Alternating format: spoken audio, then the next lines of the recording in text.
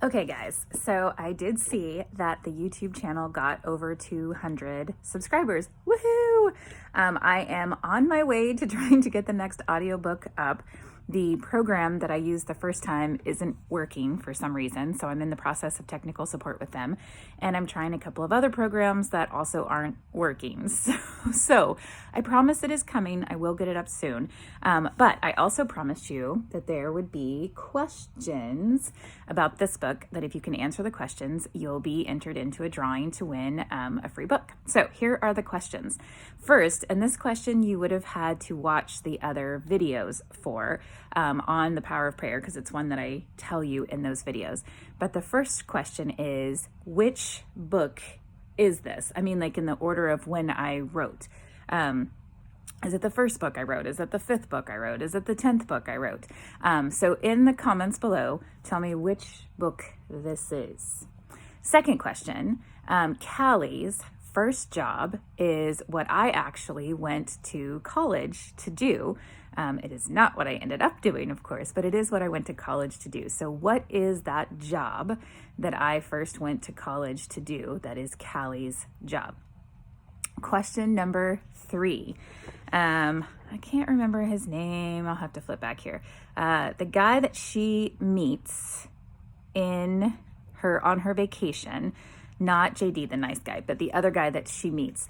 He has a job that is inspired from a job that my dad did and has now retired from, that I did at some point in my life, and now my oldest brother does. So what is that job that the guy that she meets, the not so nice guy that she meets while she's over in the Caribbean, what is that job? Question number 4. This book, like many books, is set where I grew up. No, I don't mean the exact hometown, but the state where I grew up. So where is that? What state is this book set in? And then the last question, and then I have a story for you. So this will be question number 5, if I'm counting correctly, is toward the end of the book, Callie's baby has to be delivered early. Now, my son's delivery was not for the reasons of Callie's, but my son had to be delivered by C-section at the same time. That's a story for another video as to why. But I will tell you that story is actually in another book. So there is one more question. Okay, I'll come back. So remind me of that.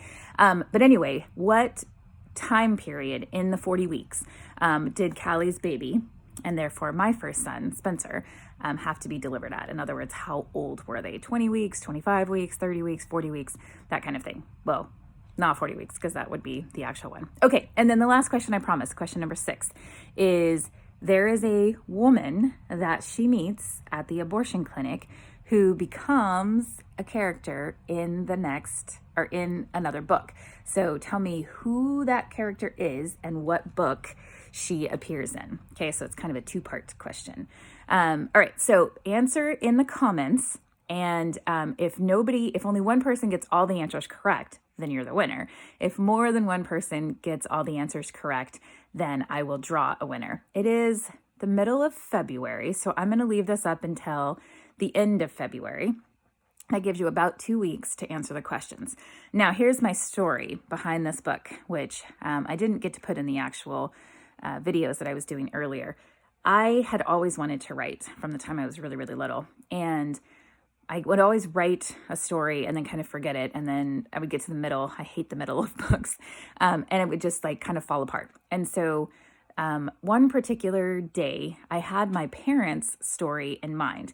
My mom was engaged. No, I'm sorry. My dad was engaged to this woman named Susie. And they ended up breaking up for some reason. I'm not even sure I ever knew, but I certainly don't remember now. And my dad, who was a new Christian at the time, prayed for God to send his Susie back to him. Now, my dad then met my granddad, my mother's dad, at the time in the Air Force. And my grandfather basically kind of took my dad under his wing and was like, hey, I think you should write to my daughter. So my parents wrote through the mail, and they sent reel-to-reels of them talking and singing to each other through the mail.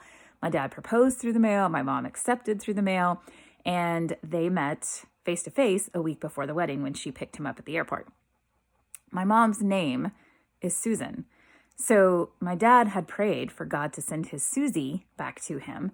And God sent him a Susan, not his Susie, but a different Susan. And that inspired this story. So if you paid attention as you were listening, you heard where that came through. But the other inspiration for this, and the reason that it finally got finished, was about the time I was writing this book, we were doing a 5K walk in downtown Olympia. And the place where we were meeting at the time, it was a weekly club, but the place where we were meeting at the time was right across from a Planned Parenthood. And there was a woman one day when we got outside who was holding her little sign that said, "I love my reproductive health care." I've always been pro-life, and that's a story for another reason as to why. But it hit me as I was pulling my daughter out of her car seat and putting her in the stroller to go on this 5K walk, that if I were that type of person, I wouldn't have my kids with me, you know? And so God kind of laid this book on my heart and was like, you need to write it. And I wrestled with God. I was like, I don't really want to write this book. I've never finished a book. I definitely don't want to write a pro-life book in this culture today. And God was kind of like, no, you have to write this book. And so I literally fought him for a week. And finally I was like, okay, God, if you give me the words, I will write this book. And every night I would have just like this dumping of words in my mind, and I would just write until I had no more words. I didn't know what I was going to write next. And I would close my laptop and I would wake up the next day and I would have the next words to be written. This book was originally written in more of a third person omniscient, meaning that I followed it from several characters. And then learning about what was happening with the times, I realized that that wasn't quite what was selling so much anymore, and that it would do better as a romance. So it actually got rewritten a couple of times. And so now it is more of a romance with a pro-life slant. But the original message is still there. I don't think I took away the original message. So if you know the answers to the questions, make sure that you put them in the comments below. There are 6, and question number 6 has 2 answers. So you have to know who the character is and what book she appears in. But make sure that you put the answers to the questions in the comments. And then, like I said, if there's one winner, you're it. And if there are more than one person who gets all the answers correct, then I will draw a winner. And as soon as I can get the next book up, I promise it will be up. Hopefully today. If not, it'll be as soon as I can figure out how to make it work. Sometimes I love my Mac. Sometimes I don't love my Mac. So I am off to get a hair appointment so I can get rid of some grays. And then I'm going to be hard at work on Safe in My Arms so I can finish it for you soon.